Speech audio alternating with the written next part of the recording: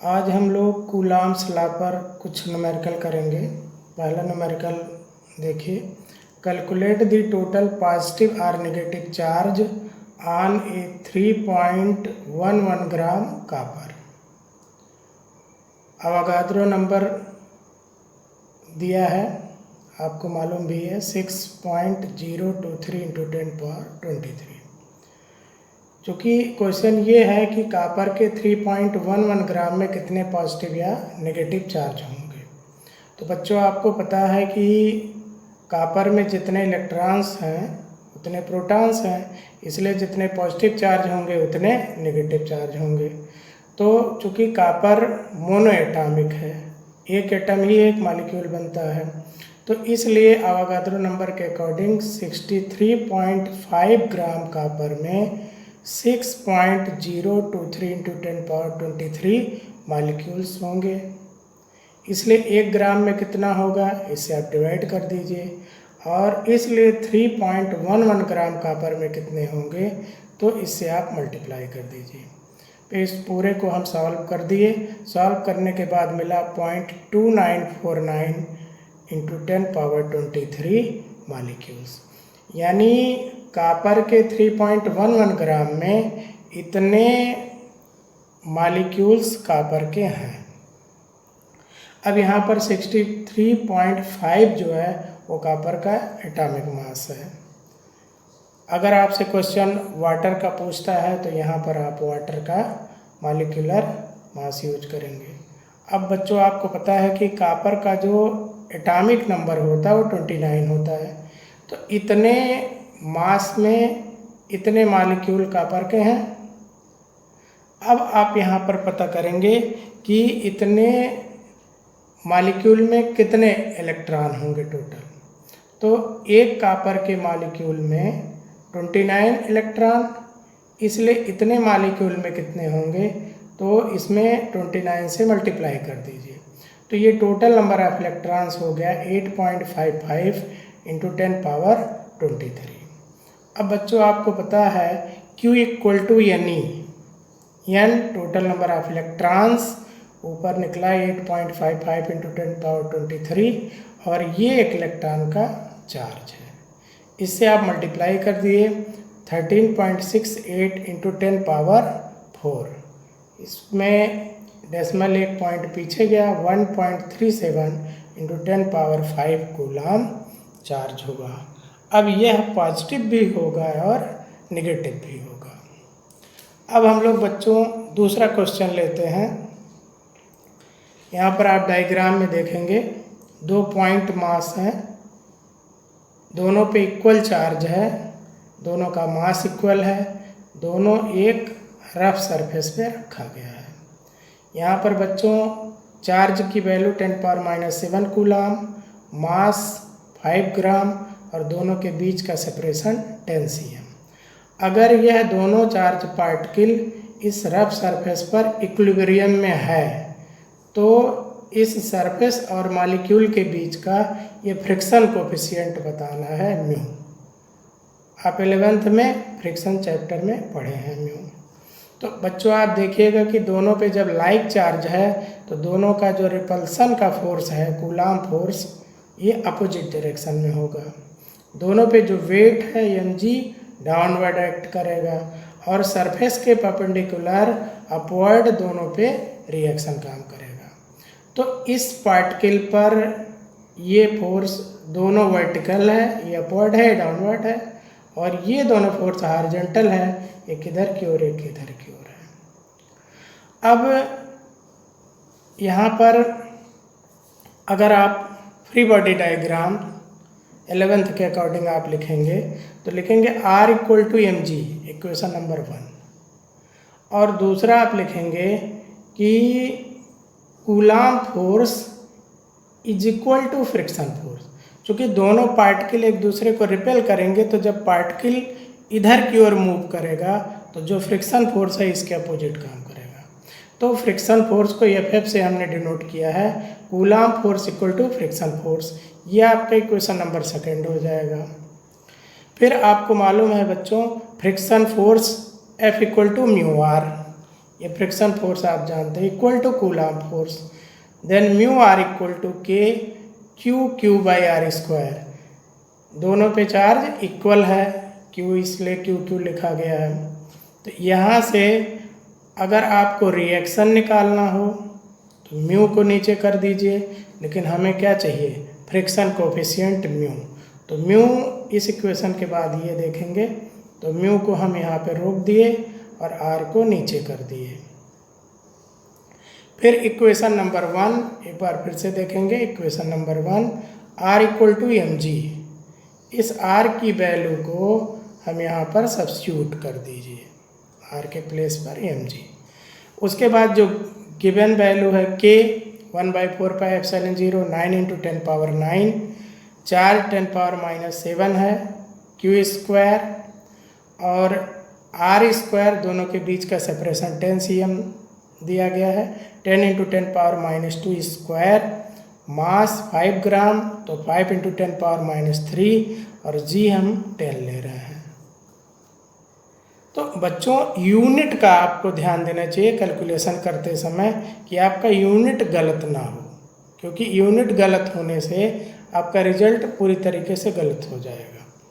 तो जब हम कैलकुलेशन करते हैं तो यहाँ पर बच्चों ध्यान दीजिएगा, जैसे 9 जो डिजिटल कैरेक्टर हैं, जैसे 9, 5, तो ये सब आप पहले लिख लीजिए और फिर 10 पावर 9, 10 पावर -7 पे पावर 2 है तो ये -14 हो गया।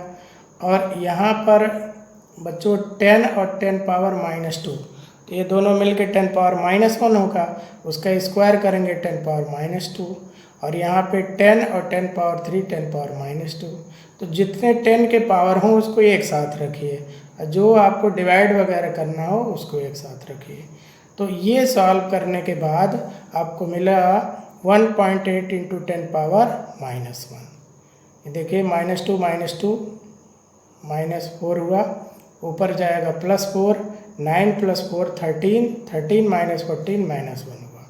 इसको अगर आप डेसिमल पीछे करिए तो ये पावर रिमूव हो जाएगा और फ्रिक्शन कोफिशिएंट मिला 0.18। तो इस तरह से अगर आपके क्वेश्चन में फ्रिक्शन पर बेस्ड क्वेश्चन दिया गया है तो आप इसे इस तरह से डील करेंगे। अब हम लोग अगला क्वेश्चन लेते हैं, क्वेश्चन नंबर 3। क्वेश्चन ध्यान से आप देखेंगे। 2 identical metallic sphere A and B each carrying a charge small q repel each other with a force F। अर्थ हुआ कि 2 मेटेलिक स्फीयर है, दोनों सेम साइज सेम मास के हैं, दोनों पे चार्ज इक्वल है और दोनों एक दूसरे को यह फोर्स से रिपेल कर रहे हैं।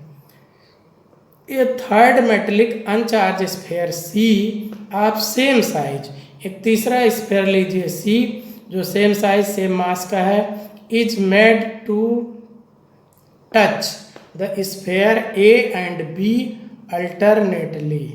मतलब जो तीसरा अनचार्ज स्फीयर है उसको पहले A को टच कराइए, फिर उसके बाद B को टच कराइए एंड देन रिमूव्ड अवे, फिर उस C को आप हटा दीजिए। What is the force between A and B, फिर A और B के बीच में कितना फोर्स एक्ट करेगा। तो आप यहाँ पर डायग्राम देखिएगा, ये A है, इस पे चार्ज Q, B है, इस पे चार्ज Q, दोनों के बीच का सेपरेशन स्मॉल r है। तो आप कूलाम लॉ से लिखेंगे F = K Q1 Q2 by r², K means 1/4πε0। तो ये आपका फोर्स हो गया। अब हम लोग कंडीशन अप्लाई करते हैं कि C जो कि अनचार्ज बॉडी है उसको A से टच कराएंगे। तो बच्चों जब दो बॉडी को आपस में टच कराते हैं तो अगर दोनों पे चार्ज लाइक है तो टोटल चार्ज ऐड हो जाता है, अगर अनलाइक है तो अलजेब्रिकली उसे ऐड कर देंगे। यानी जैसे 5 कूलाम और -2 कूलाम, तो दोनों ऐड करेंगे तो रिजल्टेंट 3 कूलाम हो जाएगा। तो A पर Q चार्ज है और C पर 0 चार्ज है, तो दोनों मिल के टोटल चार्ज कितना हुआ Q।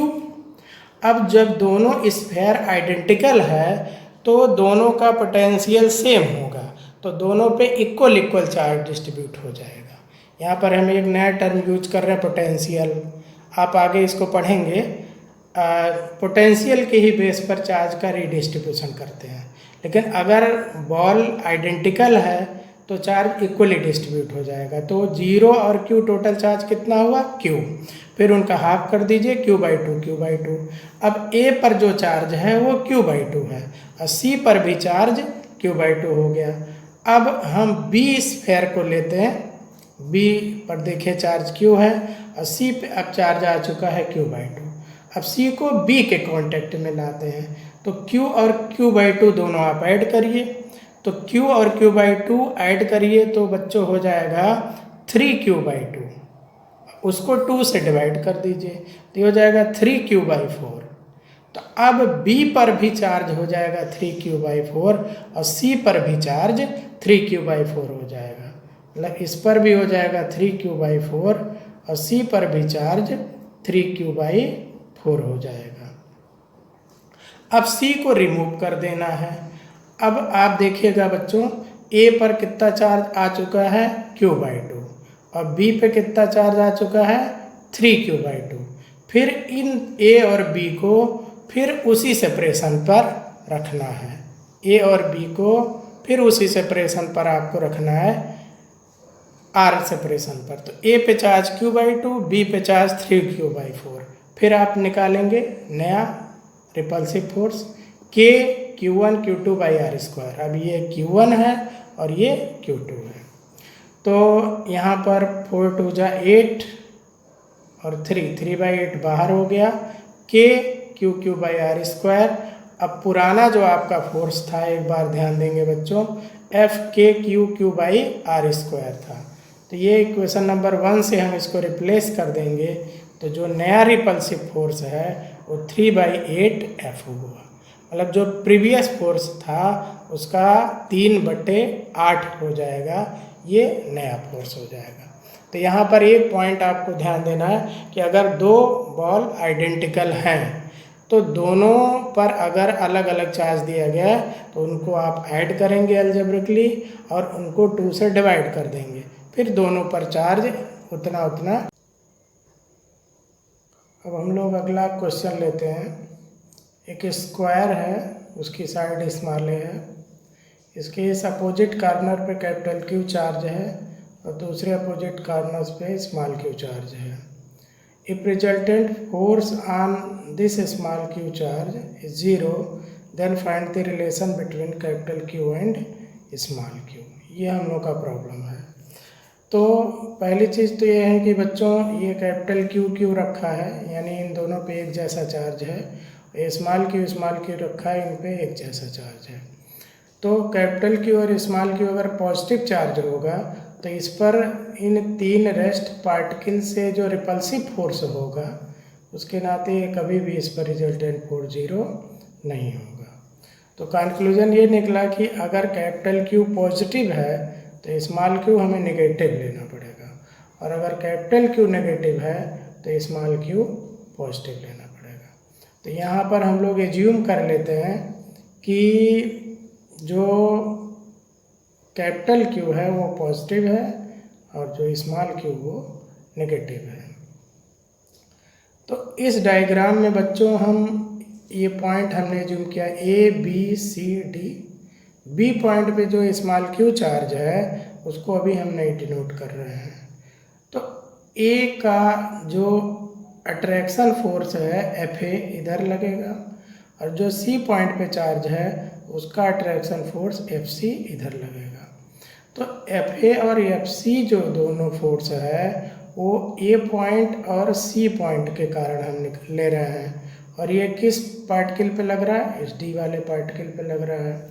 तो बच्चों आप ध्यान दीजिएगा, इनके बीच का सेपरेशन स्मॉल a है, तो FA आप लिख सकते हैं K Q स्मॉल q/a² और FC लिख सकते हैं K Q स्मॉल q/a²। दोनों न्यूमेरिकली इक्वल है, इसलिए हम इन दोनों वैल्यूज को x कह दे रहे हैं। बच्चों वेक्टर लॉ के अकॉर्डिंग FA और FC दोनों परपेंडिकुलर है। एक नए डायग्राम में आप देखेंगे दोनों फोर्सेज को हमने स्मॉल x कहा। अगर दो वेक्टर परपेंडिकुलर है तो उनका जो रिजल्टेंट है इनके डायगोनल से रिप्रेजेंट होगा। अगर वेक्टर इक्वल है तो रिजल्टेंट बिल्कुल 45 डिग्री पर जाएगा। तो r equal to √p² plus q², दोनों x है तो x² प्लस x², 2x², ये हो जाएगा x√2। यानी कंक्लूजन ये निकला बच्चों कि a और c का जो रिजल्टेंट फोर्स है वो r है, और ये किस डायरेक्शन में है, डायगोनल के लॉन्ग है। तो अभी एक तीसरा चार्ज पार्टिकल बचा है, तो अभी हम c और a का नेट फोर्स निकाल रहे हैं, ये कैपिटल R निकला है। अब हम लोग अगला डायग्राम लेते हैं। इस डायग्राम में देखिएगा बच्चों, इसमें ये जो बचा हुआ चार्ज पार्टिकल था B पॉइंट का वो है, जिस पर हमें फोर्स अप्लाई करना हुआ है। तो अगर इस स्क्वायर की साइड ए है तो आपको पता है बच्चों पाइथागोरस थ्योरम से कि ये जो डायगोनल होगा ये √2 होगा।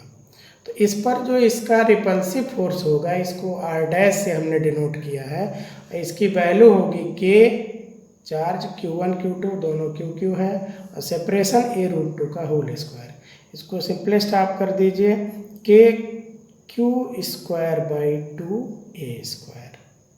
अब आप ध्यान दीजिएगा फाइनली कि बच्चों एक बार फिर से ऑब्जर्व करिएगा, c और a का रिजल्टेंट r है, तो c और a समझिए, ca का रिजल्टेंट r है, और जो b का फोर्स है वो r' है। तो हम अब तीनों के नेट फोर्स का डायग्राम दे रहे हैं, इसको आप ध्यान दीजिएगा। इस स्क्वायर में ये जो r डिनोट किया जा रहा है, यह फोर्स आपका due to B, A and C है, और जो r' है वो B पॉइंट के चार्ज का रिपल्सिव फोर्स है। तो अब इस पॉइंट पर अगर नेट फोर्स 0 है तो r और r' इक्वल आप कर देंगे।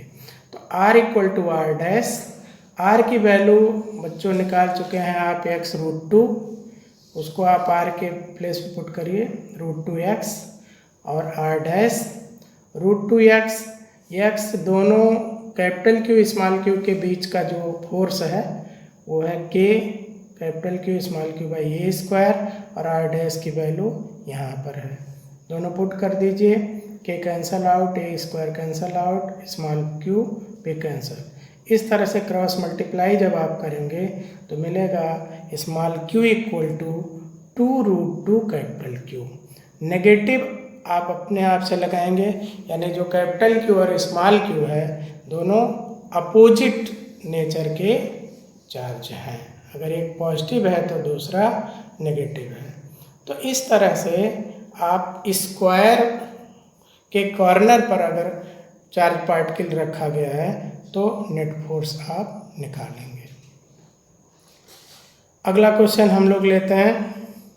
एक इंक्लाइंड प्लेन है, इस इंक्लाइंड प्लेन पर एक चार्ज यहाँ है, दूसरा चार्ज यहाँ है, दोनों का मास सेम है। ये जो नीचे का चार्ज है ये स्टेशनरी कंडीशन में है ए पॉइंट पर, और बी वाला charge particle free to move. Charge की वैल्यू 2 × 10⁻⁻6 है, मास 100 ग्राम है, और इस इंक्लाइंड प्लेन का जो इंक्लिनेशन है वो 30 डिग्री है। तो क्वेश्चन ये है बच्चों कि अगर ये जो बी पॉइंट का चार्ज है अगर ये इक्विलिब्रियम में हो तो दोनों चार्ज के बीच का क्या सेपरेशन होगा। तो आप इंक्लाइंड प्लेन पर प्रॉब्लम फर्स्ट ईयर में कर चुके होंगे। ये चार्ज चूँकि फिक्स है तो इसका इस पर रिपल्सिव फोर्स इधर की ओर काम करेगा, Fc से डिनोट किया गया है कूलॉम फोर्स। इस चार्ज पार्टिकल का वेट mg डाउनवर्ड एक्ट करेगा, और इस सरफेस के परपेंडिकुलर इसका रिएक्शन एक्ट करेगा। तो बच्चों इस पर कितने फोर्स एक्ट कर रहे हैं, 3, R, Fc और mg। अब अगर ये एंगल आपका थीटा है तो ये 90 होगा, ये एंगल आपका 90 - थीटा होगा, पूरा 90 है तो ये आपका थीटा हो जाएगा। बच्चों इस कंडीशन में हम लोग इजीली सॉल्व करने के लिए एक वेक्टर को रिजॉल्व कर देते हैं, ये आपका मोस्ट ईजीएस्ट मेथड है। तो हम इस mg को रिजॉल्व कर देंगे। ये दोनों वेक्टर में इसको लाल कलर से डिनोट किया गया है, हम इन्हीं दोनों में रिजॉल्व करेंगे। तो mg का थीटा के अलांग कंपोनेंट होगा mg cos थीटा और इसके परपेंडिकुलर ये कंपोनेंट mg sin थीटा होगा। तो बच्चों अब अगले डायग्राम में आप ध्यान देंगे, इसमें mg हमने हटा दिया है, जो mg डाउनवर्ड था उसकी जगह पर ये दोनों कंपोनेंट दिखाए गए हैं। तो जो सरफेस का नॉर्मल रिएक्शन है वह mg cos थीटा से बैलेंस होगा। तो इसमें आपका पहला इक्वेशन आप लिखेंगे r equal to mg cos theta.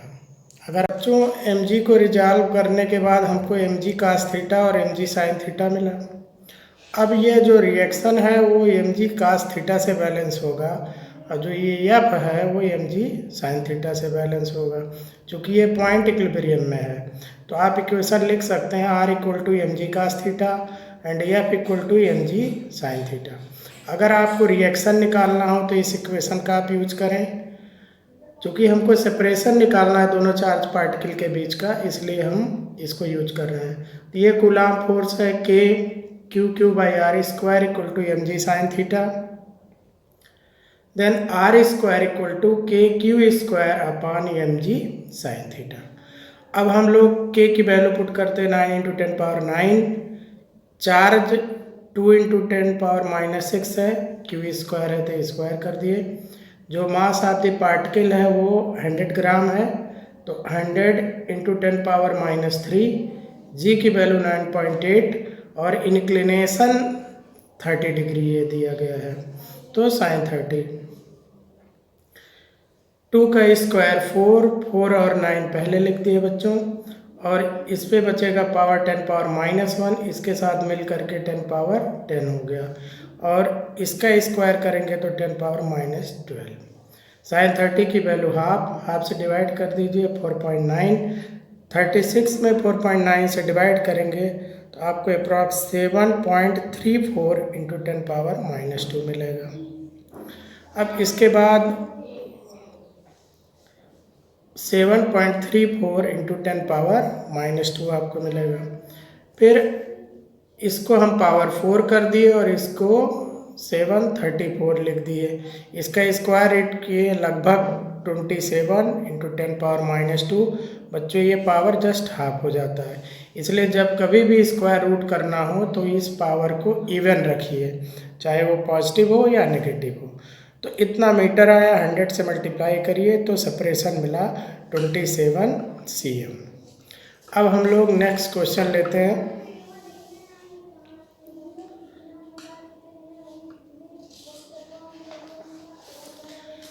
Electrostatic force between two small spheres at separation small r is capital F. Now both spheres are touched and then again placed at separation small r. Then electrostatic force between them becomes 9F/8. Then find the ratio of the initial charges. तो आप बच्चों यहाँ पर ध्यान दीजिएगा, question क्या है कि दो आइडेंटिकल चार्ज स्फीयर है, उनको आर सेपरेशन पर रखने पर फोर्स F है, दोनों को आपस में टच करा दिया गया, टच कराने के बाद फिर उसको आर सेपरेशन पर रख दिया गया तो उस पर फोर्स 9F/8 हो गया। यहाँ पर आपको ध्यान देना है कि इनिशियल कंडीशन में फोर्स F था और अब फोर्स 9F/8, ये फोर्स इंक्रीज कर रहा है। तो इसलिए दोनों पे क्या चार्ज हो सकता है, दोनों पे पॉजिटिव हो सकता है या दोनों पे नेगेटिव, या एक पे पॉजिटिव एक पे नेगेटिव। तो आइए इस पर हम लोग डिस्कस करते हैं। सपोज करिए ए पर 15 कूलम और बी पर -3 कूलम है, तो इस कंडीशन में force F equal to K Q1 Q2 by R square 45 K by R square हुआ। बच्चों जब हम +15 और -3 आपस में टच कराएंगे तो +15 और -3 नेट चार्ज 12 कूलम हो जाएगा। चूँकि दोनों स्फीयर आइडेंटिकल है तो इसलिए 12 कूलम डिवाइड हो जाएगा इक्वल 2 पार्ट्स में, 6 कूलम 6 कूलम। तो अब दोनों चार्ज पर 6 कूलम और 6 कूलम आ जाएगा। फिर न्यू फोर्सेज आप निकालेंगे, न्यू फोर्स जो लग रहा है एक दूसरे पर repulsive, F dash equal to K Q1 Q2 by R square. अब बच्चों मिला 36K बाई आर स्क्वायर। बच्चों यहाँ आप ऑब्जर्व करिएगा 45K बाई आर स्क्वायर, अब 36 बाई आर स्क्वायर। यह फोर्स लेस हो जा रहा है, डिक्रीज कर रहा है, यानी दोनों का पॉजिटिव और दूसरे का नेगेटिव होना पॉसिबल नहीं है।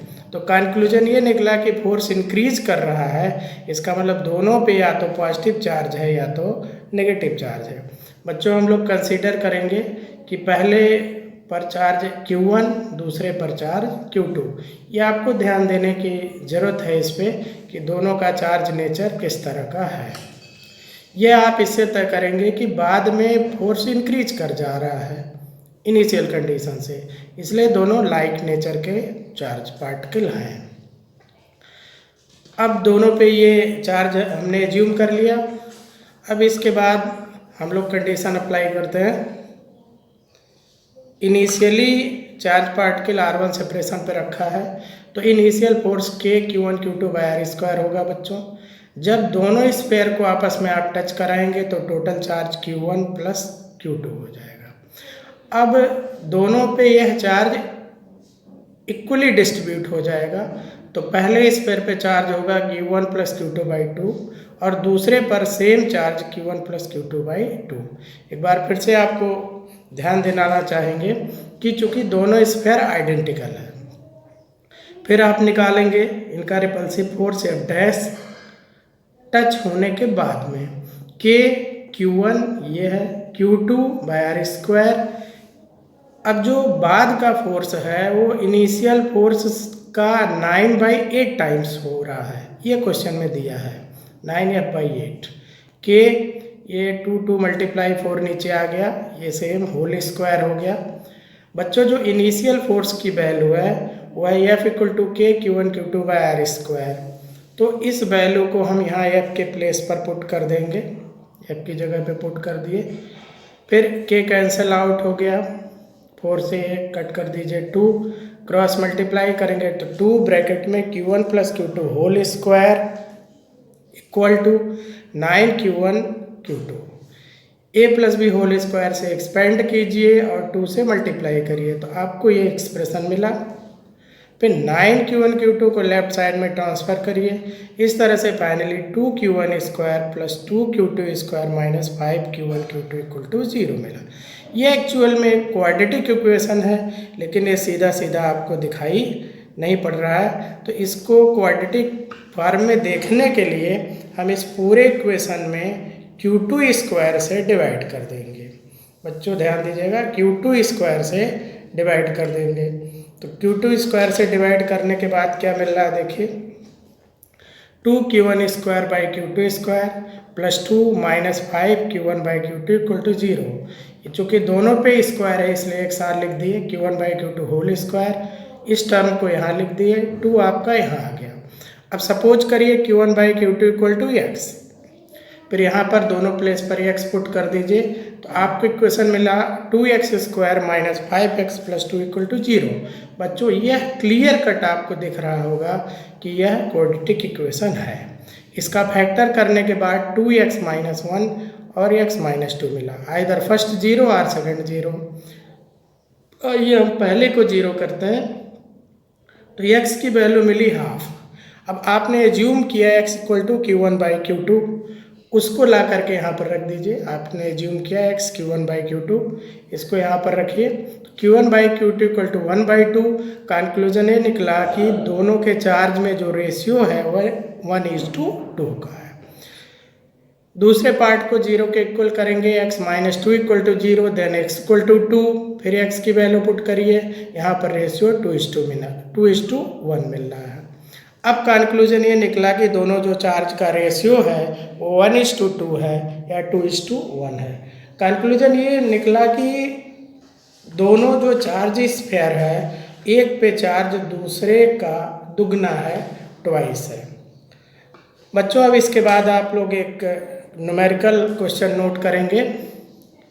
Q 2 पॉइंट चार्ज है, इनके बीच का सेपरेशन स्मॉल r है। ये कंप्लीट वैक्यूम में रखा गया है। इसके बीच में T थिकनेस का एक डाइलेक्ट्रिक स्लैब रखा जिसका डाइलेक्ट्रिक कांस्टेंट के है। तो अब इन दोनों चार्ज के बीच में लगने वाला जो रिपल्सिव फोर्स है उसे आपको कैलकुलेट करना है। सिंपली इसे आप कूलाम लॉ से सॉल्व करेंगे।